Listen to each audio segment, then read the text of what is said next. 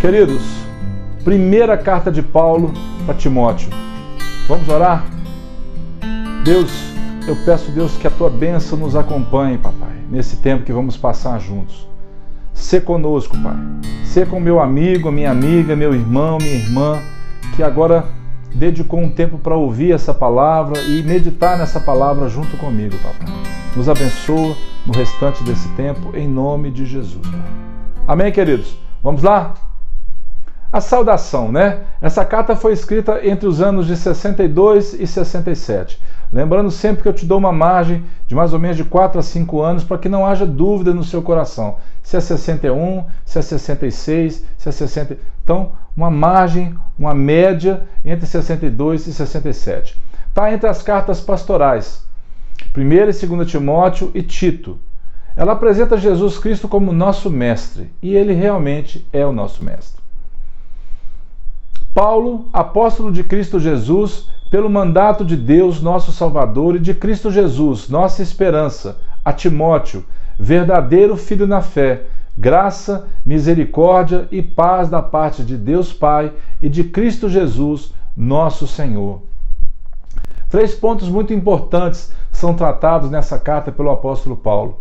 Um coração puro, uma boa consciência e uma fé sem hipocrisia. Era isso que ele pedia para Timóteo, para que Timóteo observasse sempre isso. Olha o que ele diz lá. Ora, o intuito da presente admoestação visa o amor que procede de coração puro, de consciência boa e de fé sem hipocrisia. Para quem era a lei? Esse aí é o Dudu. Dudu de dúvida. Qual de nós nunca teve uma dúvida lendo a palavra?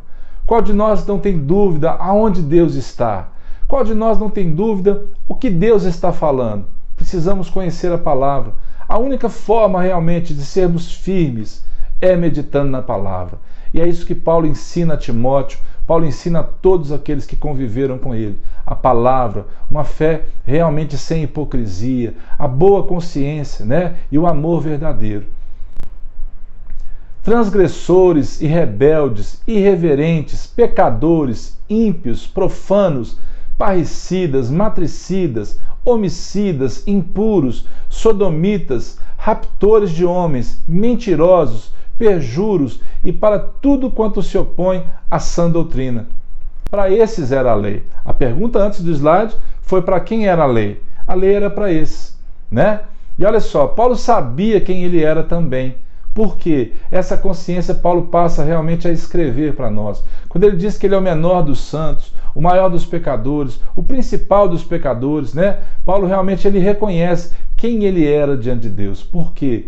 Quando Jesus apareceu para ele, Jesus mostrou para ele que o amava e ele teve uma transformação de vida. O modelo do apóstolo. Ele era pregador nessa carta e apóstolo. Mais tarde, em 2 Timóteo, ele diz que ele era pregador, apóstolo e mestre também. Uma coisa a se lembrar sobre as igrejas primitivas é que não havia templos para eles se reunirem. Só 200 anos, mais ou menos, depois da época de Paulo, é que Constantino resolveu dar um fim à perseguição aos cristãos. E aí sim eles começaram. Mesmo assim, nada impediu o crescimento da igreja nos tempos do apóstolo Paulo, nos tempos de Jesus, né? E até hoje, nada pode impedir o crescimento da igreja, porque o Senhor da igreja, ele é muito forte. Fiel é a palavra e digna de toda aceitação, que Cristo Jesus veio ao mundo para salvar os pecadores, dos quais eu sou o principal, né? Quais os pontos básicos da pregação, do ensino, do doutrinamento do apóstolo Paulo? Súplicas, orações, intercessões, ações de graças, cumprindo o quê? A vontade do Senhor. E qual é a vontade do Senhor? Ah, que eu seja próspero. Ah, que eu tenha um ministério abençoado. Ah, que eu seja cheio do Espírito Santo. Olha o que a palavra fala sobre isso. Isto é bom e aceitável diante de Deus, nosso Salvador, o qual deseja que todos os homens sejam salvos e cheguem ao pleno conhecimento da verdade. Continua dizendo: Porquanto há um só Deus e um só mediador entre Deus e os homens, Cristo Jesus, homem, o qual a si mesmo se deu em resgate por todos, testemunho que deve se prestar em tempos oportunos. Paulo vai falar sobre o comportamento dos homens, que os homens levantem as mãos santas em todo o tempo. Sobre a mulher também, o comportamento, que ela será realmente preservada pela missão de mãe. Característica dos homens que querem servir a Deus, os bispos e os diáconos. Olha só Paulo falando. Pelo contrário, é necessário que ele tenha um bom testemunho dos de fora, a fim de não cair no opróbrio e no laço do diabo. Escrevo-te essas coisas, esperando em ver-te em breve, para que, se eu tardar, fique ciente de como se deve proceder na casa de Deus, que é a igreja do Deus vivo, coluna e baluarte da verdade. Paulo fala sobre o mistério da piedade. Qual será o mistério da piedade? Cristo Jesus é esse mistério. Evidentemente, grande é o mistério da piedade. Aquele que foi manifestado na carne, foi justificado em espírito, contemplado por anjos, pregado entre os gentios, crido no mundo e recebido na glória. Esse é o Senhor Jesus Cristo. Nunca houve tempo em que a igreja estivesse livre dos falsos mestres, amados. Nunca. Hoje, então, você vai ligando na internet, você vai ouvindo as coisas, os falsos profetas estão esparramados para todo lado. Ao nosso redor, muitas vezes, nós damos de cara com o falso profeta. Paulo combatia o gnosticismo, o universalismo, os ensinos de demônios, como ele fala na carta, né? Porque as pessoas queriam novidades, as pessoas queriam realmente aquilo que fosse mais fácil, aquilo que fosse realmente trouxesse um sacrifício maior. Esse seria o Deus verdadeiro. Lá em Atos, ao Deus desconhecido, Paulo é bem claro, bem categórico. A esse Deus que vocês não conhecem, é esse Deus que eu prego. Pois tudo que Deus criou é bom, e recebido com ações de graças, nada é recusável, porque pela palavra de Deus e pela oração é santificado. Por que Paulo escreve isso? Porque coisas a respeito do não se casar, não provar isso, não comer aquilo que eram sacrificados a demônios, alimentos específicos, era o povo cheio de religião, o povo cheio de idolatria, o povo cheio de coisas, cheio de mimimi, e Paulo vem pregar a liberdade em Cristo Jesus. E imagina só, quando Paulo fala para ninguém desprezar a mocidade de Timóteo, o privilégio que Timóteo teve de conviver com esse grande homem de Deus. Ninguém despreze a tua mocidade, pelo contrário, torna-te padrão dos fiéis na palavra, no procedimento, no amor, na fé e na pureza. Como se deve exortar? Paulo fala sobre as viúvas verdadeiramente viúvas. Ele dá conselhos práticos na lida diária da igreja. Eu me lembro muito bem, um dia na sala do pastor Paulo, um irmão veio nos perguntar se nós estávamos ajudando a mãe dele, viúva. E ele estava passando uma situação muito difícil, e ele não foi simplesmente nos perguntar, ele foi cobrar da igreja que nós tomássemos uma postura para ajudar aquela irmã. E eu me lembro muito bem, porque quando o pastor Paulo disse para ele: filho, você tem que ser o primeiro a tentar ajudar a sua mãe. Baseado nessa palavra que Paulo diz, as que são verdadeiramente viúvas. Se a viúva ficou viúva muito nova, que ela se case de novo.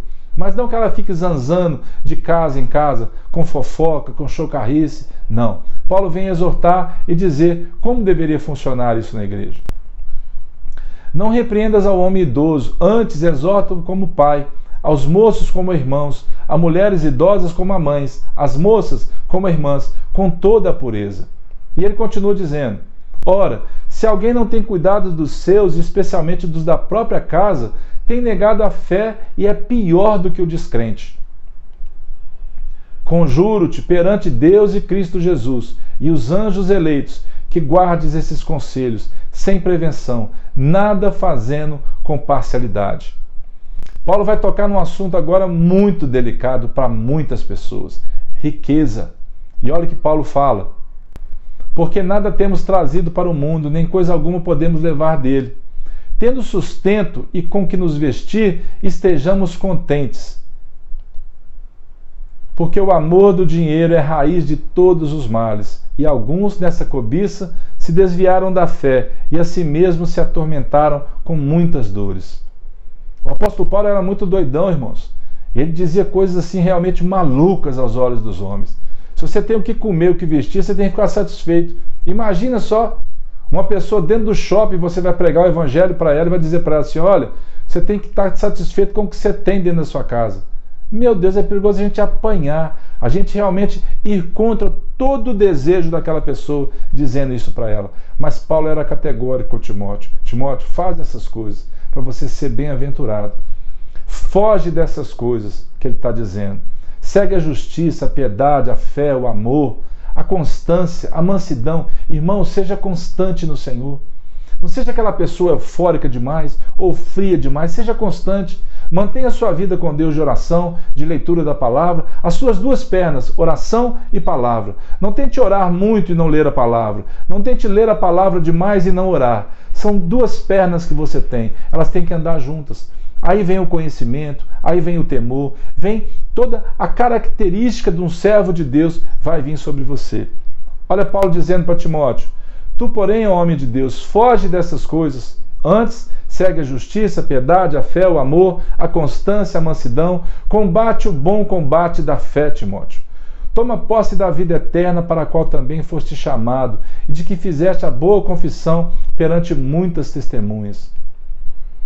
E tu, ó Timóteo, guarda o que te foi confiado, evitando os falatórios inúteis e profanos e as contradições do saber, como falsamente lhes chamam, pois alguns, professando, se desviaram da fé.